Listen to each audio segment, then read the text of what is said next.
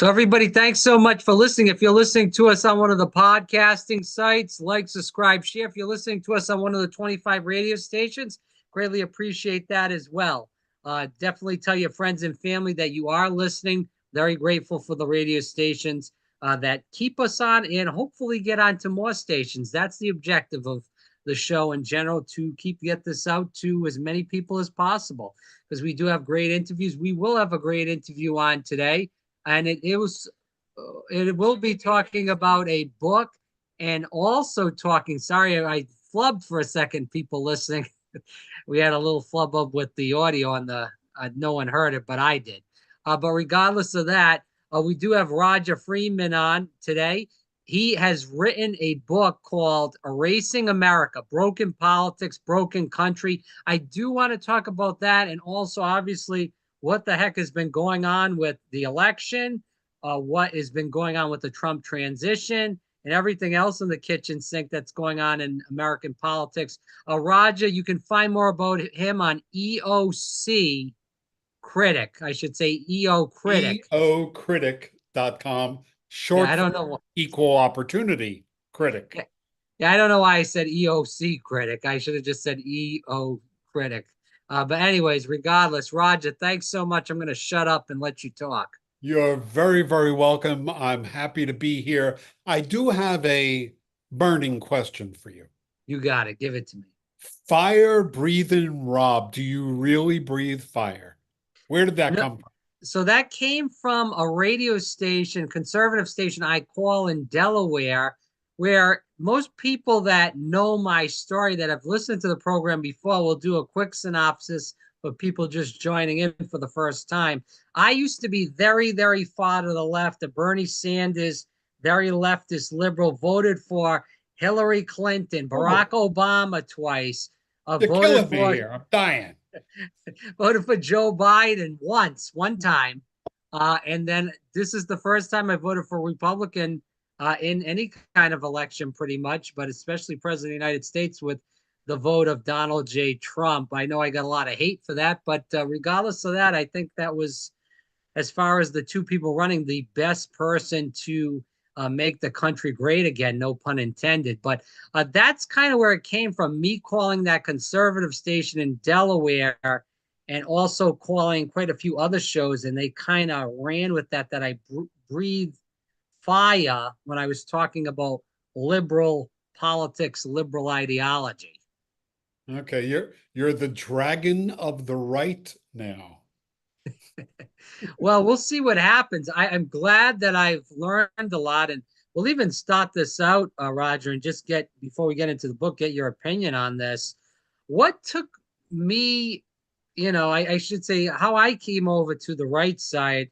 I would say more, I'm a moderate in general, but the left has just went too far to the left for me to even stomach it anymore. But it took me what happened in 2020, and Bernie Sanders also screwing his supporters in 2016 by getting rigged out of that election against Hillary Clinton, not standing up against Hillary Clinton, getting on his knees to Hillary Clinton in that election. And then in 2020, when they all surrounded Joe Biden, when Bernie Sanders won Iowa, when Bernie Sanders won New Hampshire, when he won Nevada, and he looked like he was going to win the nomination, Barack Hussein Obama made the call to all the other Democratic candidates to drop out so Bernie Sanders would not win any other states and not clean the clock of Joe Biden and the rest of the candidates on Super Tuesday. And instead, they all dropped out, surrounded Joe Biden, and that was game, set, match. Bernie Sanders did not stand up to Joe Biden as well. And it got me thinking, and I also thought of this too, that why do I keep voting for these same people and nothing changes?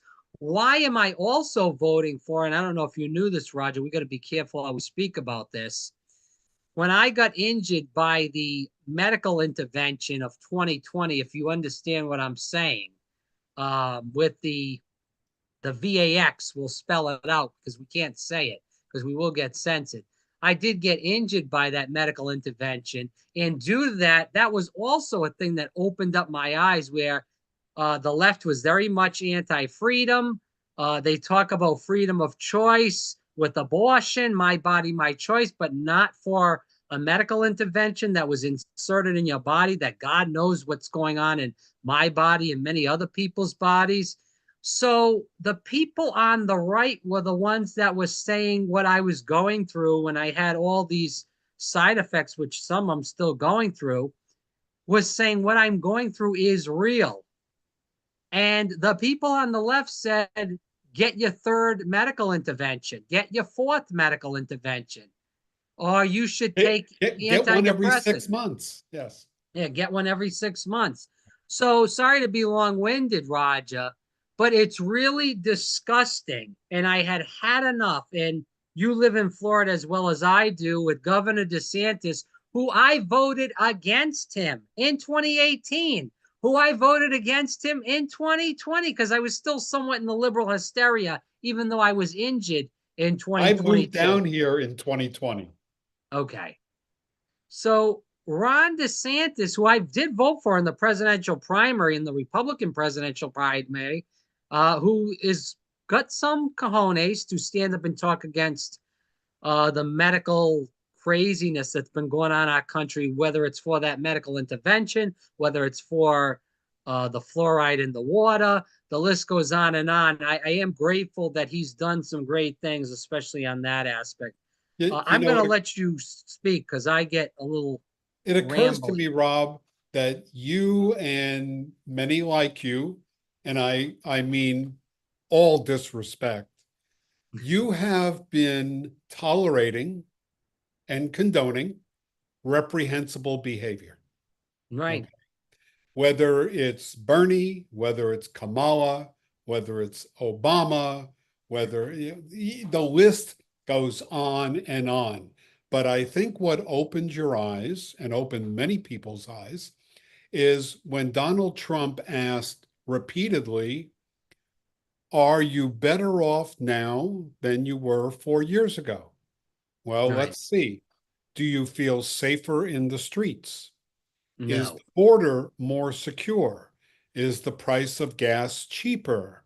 Are mortgage rates still 2.75%? Do we have energy independence?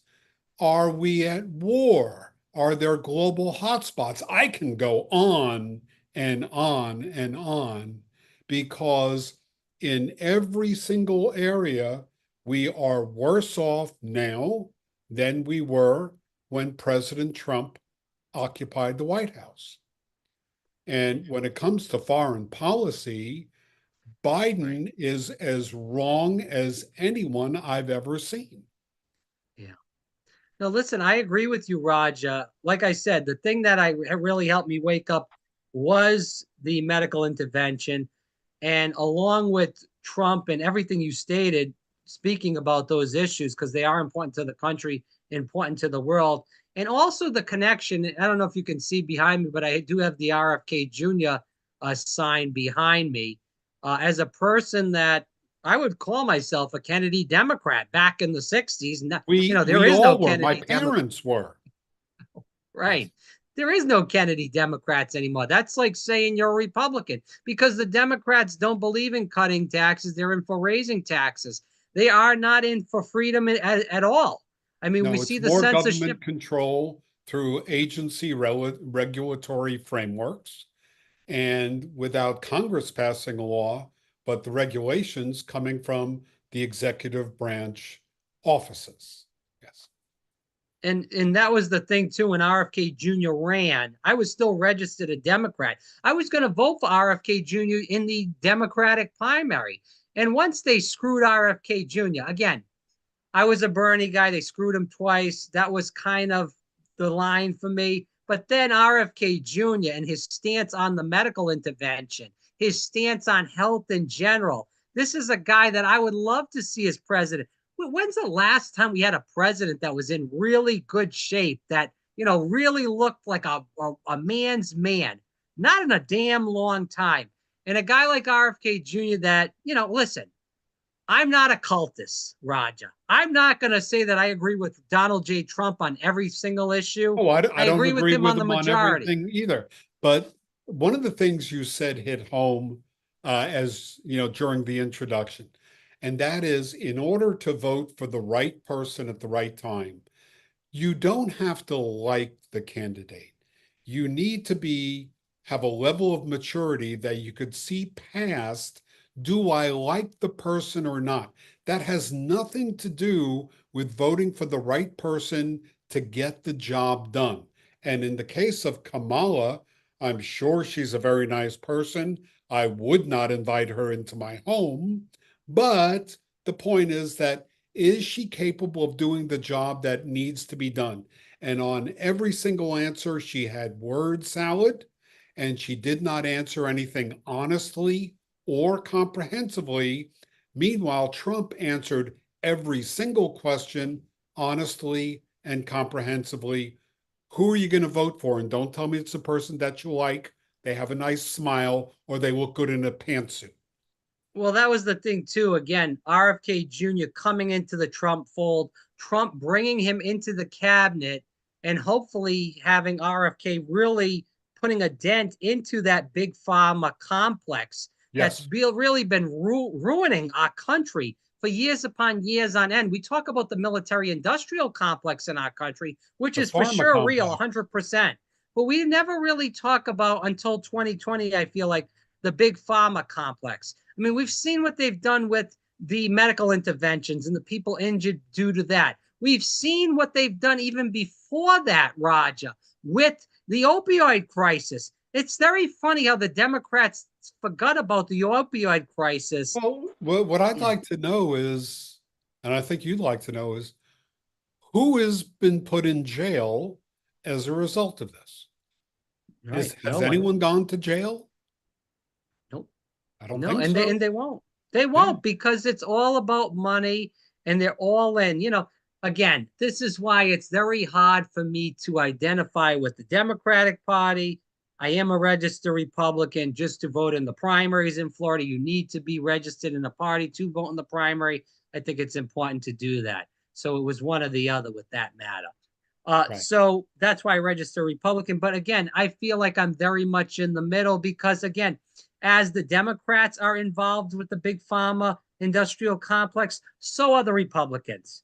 I Yeah. mean, we've seen that on Do both you know what sides. Ronald Reagan learned early on? You become a conservative when you have something to conserve. Mhm. When I was in college, I signed up people for voter registration drives to vote for Jimmy Carter. Not my best showing, Rob.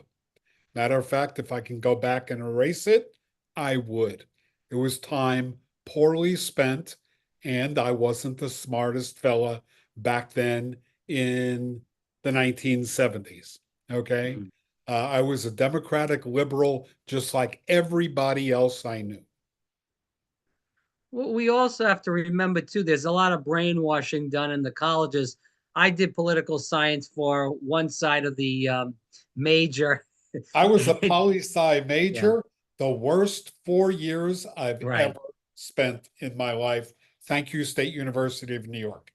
Right. And listen, I had an advisor, God bless him. He did open up some opportunities for me in college down in South Florida in Boca Raton, but he also brainwashed the crap out of me. I'm sorry. And that's why I was so far to the left, so far in the tank. I remember a time when I was younger because I got involved, Roger, in politics at a very young age. And during that time, I had very, older friends, I would say, in Well, my you life. look 17 now. How much younger? Well, what was it, a bar mitzvah politics or something? Well, regardless, we'll say they were older friends that lived around me, and they were very far to the right, but it was fine. We'd fight and laugh and giggle, and I didn't know much But at you that still time. invite them home to dinner. Yeah. Yeah, right. And even the people that I was friends with when I was a liberal in college, we would fight and laugh and make jokes about each other, but we would still have a good time and You hang know, out on weekends and during the day. Now you can't do that. In fact, I've lost family members once they found out that I voted for Donald Oh, J. Trump. I got to tell you something that is available to all your listeners and viewers. So you mentioned my website, eocritic.com. And on the website, I have a piece that everyone could download or look at. And that is basically how to confound your liberal relatives at holiday dinners. So we just had the first holiday dinner of the season. We still have the leftovers in our fridge, as do you, but more holiday dinners are coming up. And I wrote down 20 questions to ask your crazed liberal relatives. Okay. And I think it'll be fun for your listeners to download it. Again, it's at eocritic.com. I want to get into the book, but last question, just to kind of tee off what you just said. Again, the liberals of 2024, I feel like in most ways are very different than the liberals in maybe 2008, Oh, yes, 2010. you hit that right on the head. So going back to the questions, I could rattle off 2, 10, 20 questions to these people, and they will just again go to, I call them the code words. You're racist, you're sexist, you're transphobic, you're anti-Semitic. The list goes on and on. There's thousands of these code words that they use. I hear you. If I hear you. so, how do you get to somebody that's just going to rattle those, or are those people just ungettable? Well, I see myself around the table and, all those bright smiling faces. And, I ask them, you listen to AOC, you listen to the bald one, I forgot her name, the one from Oh, Minnesota, the one from Somalia, Talib and Rashid, and yeah, you listen to all of them. yeah, The one that hit the fire alarm, he was booted out. He lost his seat. Uh, but you listen to all of them, and they say that socialism is so wonderful. You don't take more than you need, you give it to your neighbor. Matter of fact, Michelle Obama talks about that. She has yeah, 5 homes. I think 3 of them are oceanfront.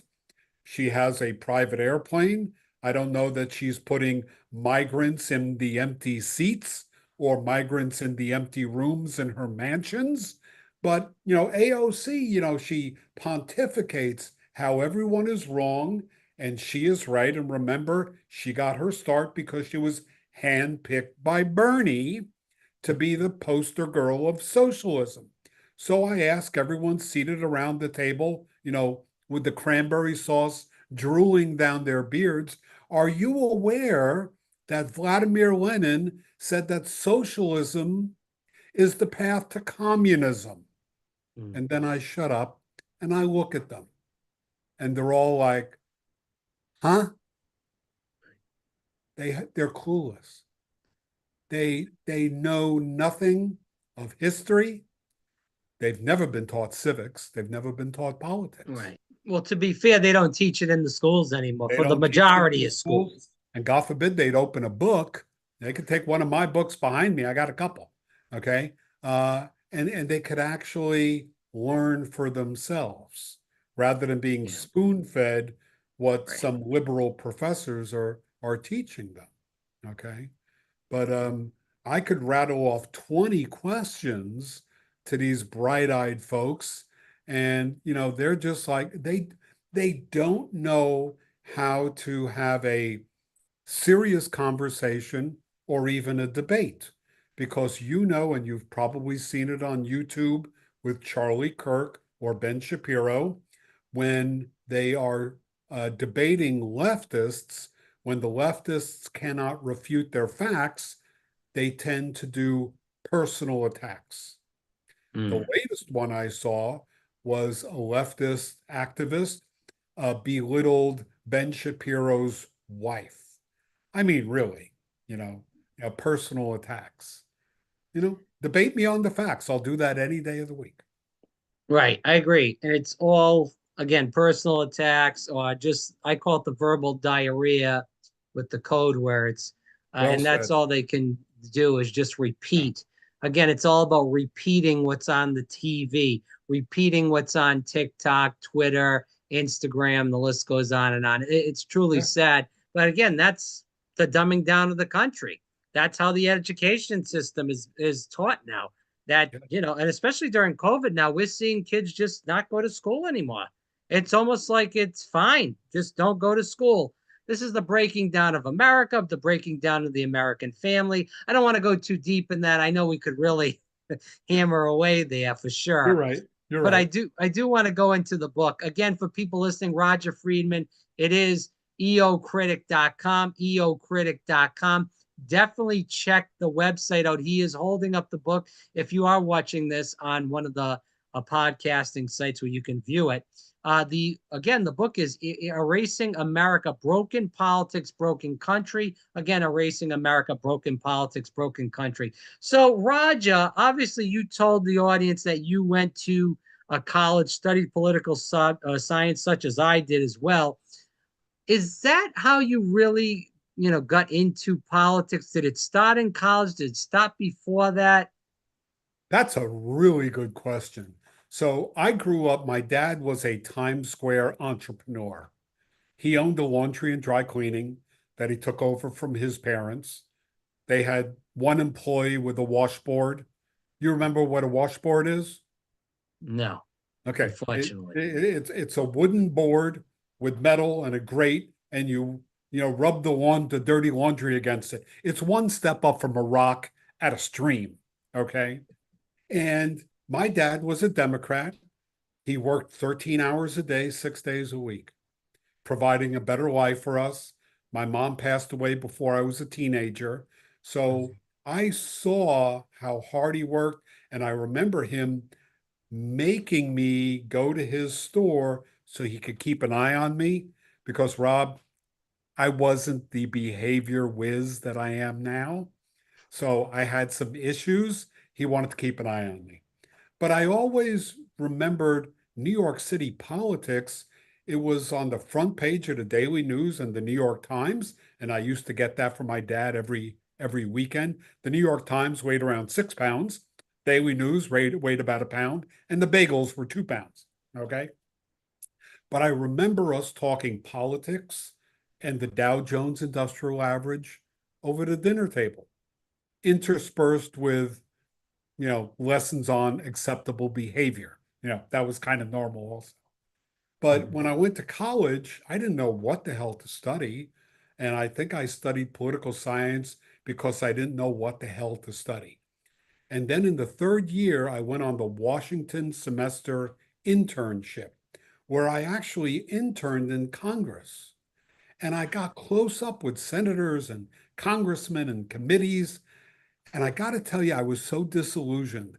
These people in the committee could not figure out what kind of bagels to get for breakfast, literally. Okay.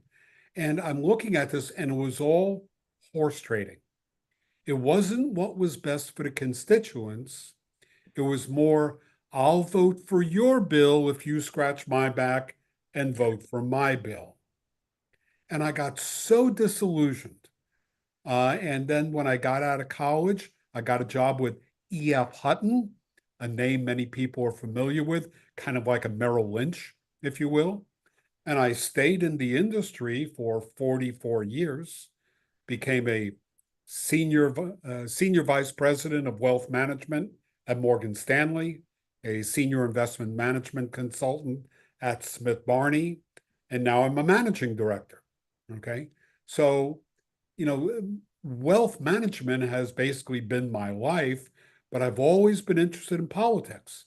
So I've written 7 books, 6 of them were on wealth management and marketing, but this last one was on politics because when I moved to Florida during COVID, I'd listen to, the newscasts. I'd look at the media, what I call reading the paper, although it's not paper and ink anymore.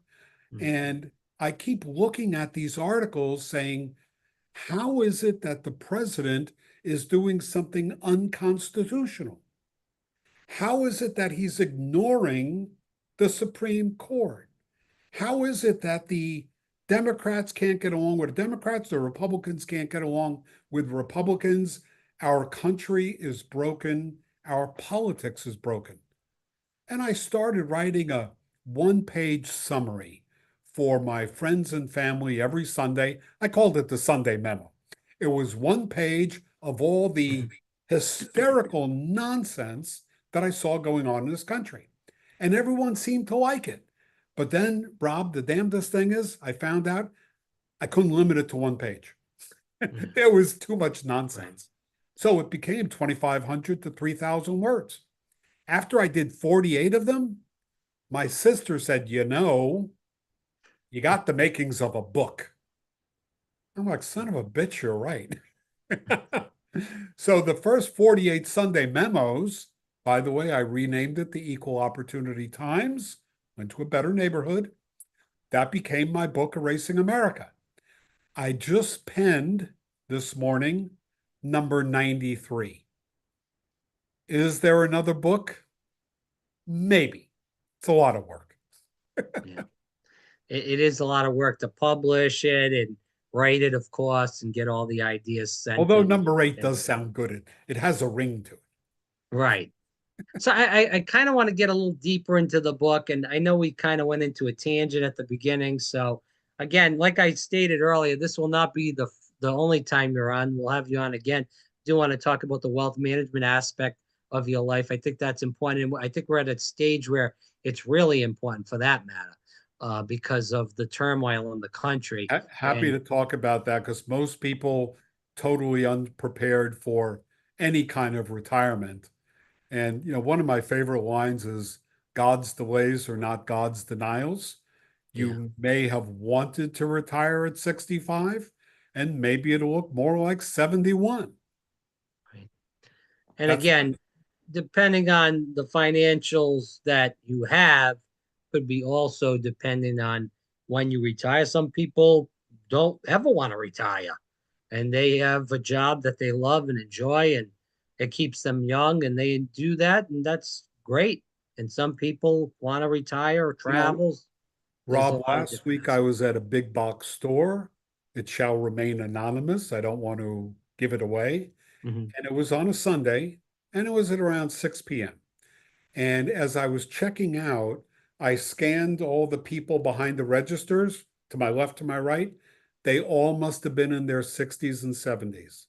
And Wow. I'm going to bet you none of them wanted to be there Sunday night at 6 o'clock.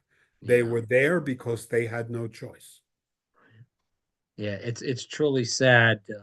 That's why you got to be prepared at the beginning of life, because when you get old and frail and run down, again, we do push health on this podcast. We do hope Right. that you do work out, take care of yourself, take care of your ailments, take your supplements. The list goes on and on.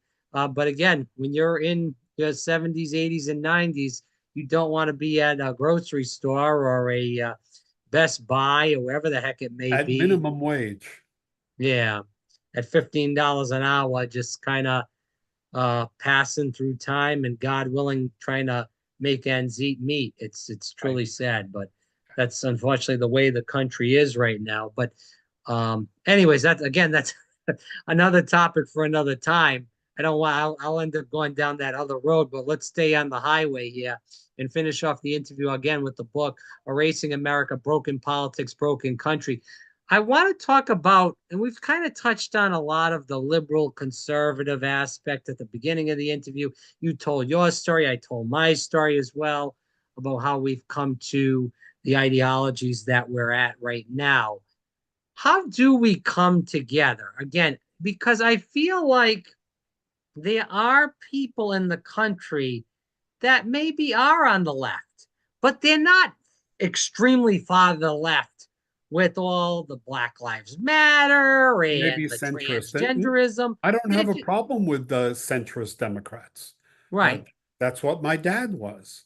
right, You're talking, people that, number one, you could have a debate with them and they won't get personal and sling four-letter words at you, but that you could have a reasonable discussion based on policy. Okay. For Yeah. example, even from the book, is it good policy to have a porous border?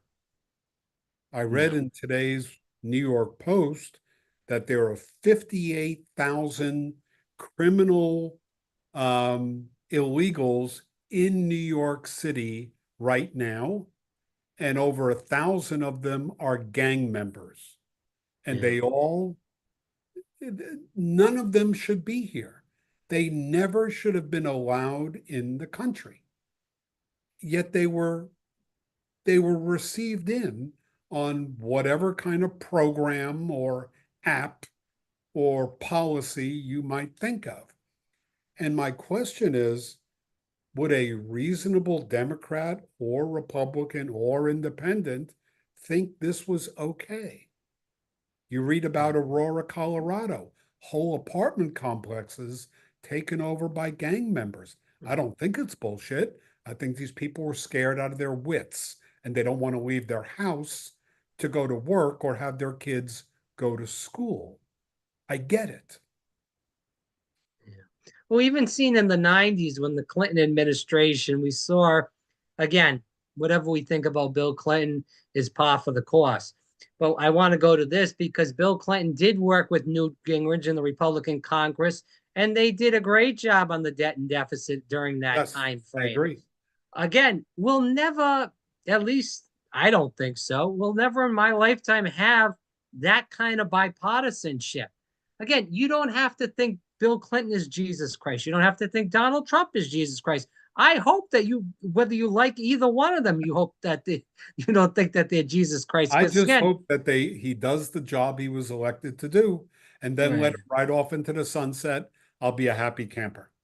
Because again, that is cult like thoughts. So we don't push that here on this program. But I do hope again that people will just kind of listen. Again, Barack Obama, when he was president, he was called the deporter in chief. Barack Obama was the one that started the kids in cages, not Donald Trump. This is when they started that stuff saying Donald Trump started that in 2018. That's Yeah, not meanwhile, the true. That's media false. put it in the papers and on the television, and they were lying. They were complicit. They knew it wasn't him. They knew they grabbed old photos from the Obama years, but it was okay. Even Hillary Clinton, when she ran for president in 2008 against Barack Obama in the Democrat primary, she was standing for immigration reform. And if she said they have clips, I was seeing it being passed on Twitter, that criminals should be deported. Where is Hillary Clinton now? Why is she not standing with President Trump now? Yeah, Because he Obama beat and her? Clinton are on record as saying a wall made sense. Right. That was until it was someone else's Someone idea, else. and then it didn't make sense. Bill Clinton said the same thing. Bernie Sanders was Yeah. had the same positions on a lot of things with Donald Trump on immigration and a couple other policies as Whatever well. is politically expedient. Yeah, That's what and I now don't they're like running about away. politicians. But, for everything, I grew up with Trump. I used to deliver laundry to Trump Tower by Sure. foot because that's how close it was to my dad's store. So he was always the mega famous real estate developer. So, yes, Right. he is a politician now, but he's a real estate developer. He's a Right. TV personality. He's not a Bernie Sanders. He's not a Bill Clinton who went from governor, to president. He hasn't been on Capitol Hill in that, in that role. So he's always been an outsider. But now he understands Washington. So Trump 2.0 is going to be very, very different than Trump 1.0. And you hear how everyone is pulling out their hair and setting themselves on fire over his picks for his cabinet. Okay. Yeah. I am not going to second guess his dream team. Let him pick them, and then I will opine on it after 4 years. Did they get the job done? Did they not get the job done? We'll see. Yeah. And I'm very fond of quite a few of the picks: RFK Jr., Tulsi Gabbard, Elaine Stefanik. Uh, I liked Gates, even though I think he's a little bit of a Spock plug, but I think he would have went into justice and really tore some things apart, which, Homeland uh, Security and ICE, and yeah, I'm looking forward to it. right. Yeah, I think there's some really good qualified candidates. Again, there's some people in the health aspect that I like, that have, It's not but my that's, choice. I am not going to be an armchair quarterback saying yeah, you shouldn't have chosen that person. That's nonsense. Okay. yeah. He knows stuff about them that I'm not privy to. I trust his decision making. Okay, fair enough. So I know we're about to run out of time again. We're going to have you on again, Raja, but I don't want to get a little more long-winded because I know I was a little long-winded at the beginning, but let's end with this. So, again, speaking about the book, Erasing America, Broken Politics, Broken Country, can you just end with what you hope the audience gets out of the book when they do hopefully buy it and read it? Well, the reason I wrote the book was to get America off of the couch, off of their ass, and to become involved. Become involved by number one, registering to vote, getting your ass to the voting station and actually casting your vote, and becoming involved locally, whether it's the school board, whether it's the American Legion. I'm in the Sons of the American Legion. My dad was in the Army Air Force. But the point is, become involved, make your voices heard. Join the local Republican club or centrist Democrat club, whatever floats your boat. But you can't just be a somnambulate slug on a couch and blame it on everyone else. You've got to become involved, and that's what my book will help you do. And it is an Amazon bestseller. I hope you enjoy it. Roger Friedman, again, it's eocritic.com, eocritic.com. The book is Erasing America, Broken Politics, Broken Country. He's holding up right now, again, if you're viewing this on one of the podcasting sites. Roger, it's a pleasure and a blessing to have you on the program. Again, I do look forward to our next conversation. Thank you, Rob. I really appreciate it. Keep breathing fire, my friend.